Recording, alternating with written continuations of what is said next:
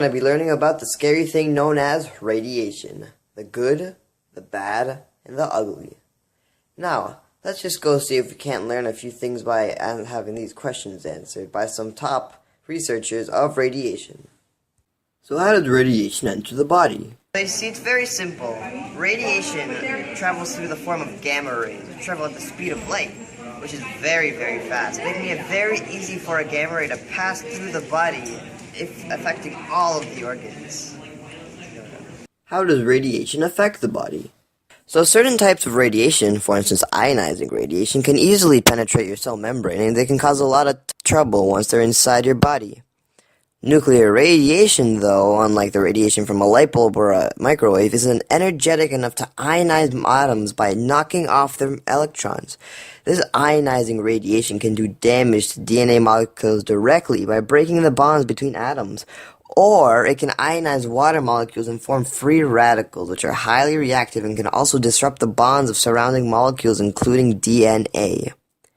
If radiation changes DNA molecules enough, cells can't replicate and begin to die, which causes the immediate effect of radiation sickness. Some symptoms are nausea, swelling, hair loss. Anywho, cells that are damaged less severely may survive and replicate, but the structural changes in the DNA can disrupt normal cell processes, like the mechanisms that control how and when the cell divides. Cells that can't control their division grow out of control and become cancerous. This is how many cancers form. So with ingested particles, some may pass through the body before they do much damage, but others unfortunately linger. So what levels of radiation exposure pose a health problem? My name is Samantha, and I will be discussing radiation and how it affects your body. Radiation is all around us, however the amount we are exposed to is what will affect our bodies. For example, when a person receives an X-ray, it will produce 0.1 to 0.04 reams of radiation. However, being exposed to more radiation will start to affect your body dramatically. 5 reams of radiation will cause changes in blood chemistry within hours without treatment. Being exposed to 1,000 reams of radiation without proper treatment for 1 to 2 weeks will start to cause internal bleeding, damages in your intestinal lining, and soon death. Finally, being exposed to 2,000 reams of radiation will cause damage to the central nervous system, unconsciousness, and soon death within minutes. So be careful of radiation and start to get treatment whenever you see it. What is radiation sickness? Exposed to very high levels of ionizing radiation over a very short period of time, and the entire body most of the body at least, must receive the dose of radiation, and the radiation must penetrate into the internal organs. It can be caused by nuclear explosions, as well as criticality accidents, radiotherapy accidents, solar flares during interplanetary travel, escape of radioactive waste, and also human error in a nuclear reactor. Why do health authorities distribute potassium iodide tablets to people at risk of radiation exposure? Contrary to popular belief, the iodide tablets that are sold at pharmacies don't actually protect you from radiation, though it does in fact protect a very vital part of your body, the thyroid gland. Anywho, so what are the projects of nuclear release as an isotope of iodine? And unfortunately for the body, we already have a huge concentration of that iodine in our thyroid gland. So the reactant isotope of iodine would accumulate into the thyroid gland, giving us a giant chance of getting thyroid cancer, which is very, very bad. Therefore, what happens is people flock to the pharmacies to buy these pills, where they ingest them, and it floods the thyroid gland with non-reactive iodine isotopes, which then protect it from getting actual reactant isotopes, and erasing any possibility of getting cancer. What steps can people take to minimize their risk of exposure to radiation in the event of a leak at a nuclear power plant? Every nuclear power plant should have an on-site and an off-site evacuation emergency plan to ensure that adequate protective measures can be taken to protect the public in the event of a leak or other likewise critical occurrence.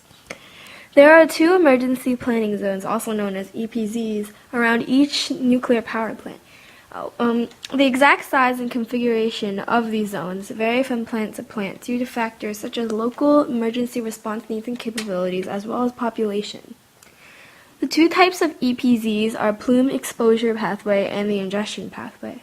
The plume exposure pathway EPZ extends about 10 miles in radius around a plant.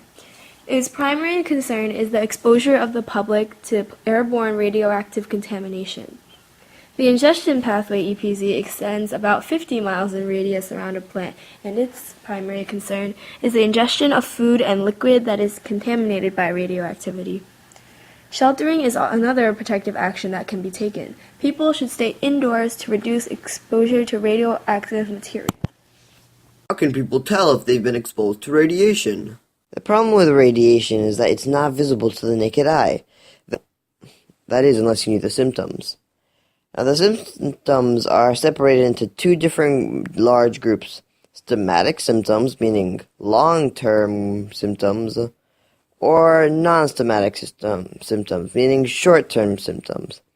Now, some examples of short-term symptoms would be, for instance, hair loss, or radiation sickness, burning of the flesh, while unfortunately, some of the longer-term symptomatic symptoms would be cancer, or just plain mutation due to the gamma rays altering the DNA of that cell.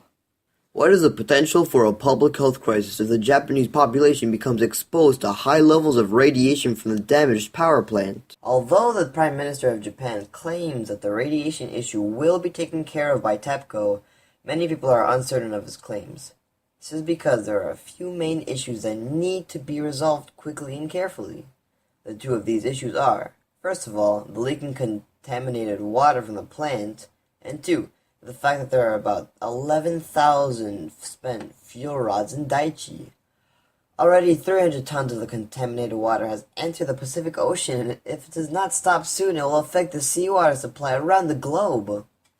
The spent fuel rods are extremely dangerous as well, because they are highly unstable and insanely dangerous once again. For example, if exposed to air, the zirconium alloy cladding will ignite, producing incredible amounts of radiation.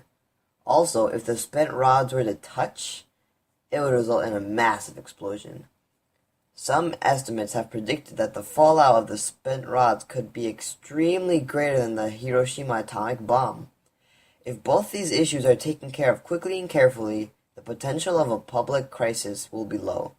However, if the issues are not dealt with soon, the potential for... Well, it looks like this is all we have time for today. Hope you found this information both informational and interesting. Anywho, if you have any more questions about the subject of radiation, go online to www.iaea.org, or the website for the International Atomic Energy Agency, or www.epa.gov, which is the U.S. Environmental Protection Agency. Well, this is Andre Matrut from Channel 2, signing off. Bye.